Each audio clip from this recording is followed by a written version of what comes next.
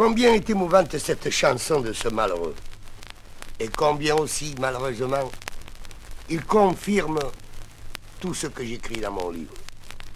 D'abord la fièvre, les cachots, la mort, dans des endroits où 1 sur 10, 1 sur 20 peut se sauver dans ces travaux formidables qu'on leur demandait pour couper du bois dans les camps, de Charvin ou d'ailleurs. Et puis cette ignominie quand il se sent le forçat, il vient de comprendre ce que c'est qu'un forçat, c'est-à-dire un immondice de la société au moment de partir. L'évasion. L'évasion que non seulement on cherche à étouffer dans son œuf, mais encore que l'on poursuit comme on poursuit un animal avec des chasseurs d'hommes afin de l'éliminer plutôt que de lui donner une chance de revivre. Et s'il est repris, la réclusion, cette fameuse réclusion que quelques journaux ont prétendu, avec des témoignages de surveillants et de gens bien entendu intéressés, à dire que c'était pas du tout comme je l'ai raconté. Mais lui, le malheureux, dans sa chanson, il a dit cette réclusion horrible, terrible isolement, atteint tous en commun de misère physiologique. Il accuse lui-même dans cette chanson des bas-fonds de Saint-Laurent-du-Maroni et cette société cruelle, inutilement cruelle. Cette société qui, au lieu de se défendre contre les gens qui commettent un délit, se venge, ce qui ne peut pas être accepté. Et puis, la fin du forçat. Ces enterrements que je décris dans mon livre, où l'on jette ce corps entouré de sacs de farine, en pâture aux requins des îles Royales, qui, il faut bien le dire, était ni plus ni moins que le dernier moment où le forçat arrivait à sa limite de mépris de la société. On lui refusait même de l'enterrer comme un homme. On le donnait en pâture aux requins. La cloche qui appelait ces requins au moment de l'enterrement était une espèce de... C'était la fin. La société était vengée, ou la société croyait ainsi pouvoir faire disparaître par les requins tout vestige d'un homme qui avait commis quelques petits délits et qui lui avait apporté quelques douleurs de tête. Toute cette chanson, c'est la conclusion indiscutable que ce chemin de la pourriture, comme je l'ai décrit, je crois même qu'il est au-dessous de la vérité. Vous allez écouter maintenant une chanson d'un condamné à mort.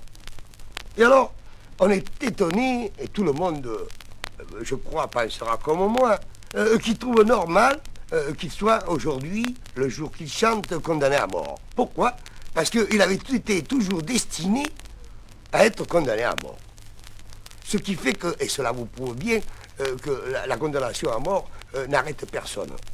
Puisque dans ses premiers pas dans la vie et dans le délit, il trouvait normal qu'un beau jour, il y ait un accident sur une affaire où il allait se trouver, et qu'il ne pouvait pas éviter son destin. Fils d'ouvrier, vivant dans la rue, mettant toute son intelligence non pas recherchée à essayer d'apprendre un métier, au contraire, dans le délit, il s'enfonçait chaque jour, il le décrit lui-même, et il dit la conclusion ne pouvait être que celle-là, être condamné à mort. C'est troublant. Et non seulement c'est troublant, il arrive aussi et il vous dit, je reconnais qu'il était depuis toujours destiné à la guillotine, mais aussi que les grands bourgeois, ces grands bourgeois qu'il envoyait à la guillotine n'avaient pas autre solution. Il admettait même, dans sa misère, dans sa désespération, qu'il était normal que les bourgeois le fassent découper quand il les emmerdait de trop.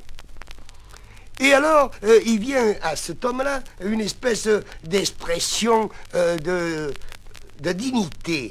Il meurt sans trembler. Il se promet de mourir sans trembler. Ce qui prouve encore bien que la guillotine, pour les gens de cette catégorie, n'a aucune influence. Et ne leur fait pas peur. Il envoie son avocat voir Clémenceau, comme on dirait, tenez, allez voir M. Dufayel s'il peut me vendre quelques parapluies. Il lui demande seulement de lui défendre sa tête, et il croit pouvoir y arriver. À qui il dit adieu? À sa femme. À qui demande pardon? À sa mère.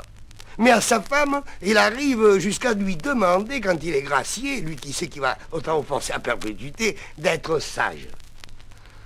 il arrive dans sa naïveté à croire que Angèle, je crois qu'elle s'appelle Angèle, peut l'attendre et être sage. Mais attendre quoi? Puisqu'il va dans ce puits où il va se fondre. Et alors, sa dernière recommandation à Angèle, si tu as tes gosses, apprends-leur un métier. Et il termine en pleurant sur qui? Sur lui. Mais non, il pleure sur sa famille. Il pleure sur les siens. Mais il ne pleure même pas sur son destin. Conclusion, le système que nous possédons ne peut d'aucune façon réincorporer un homme à la société sans qu'il soit un danger pour elle.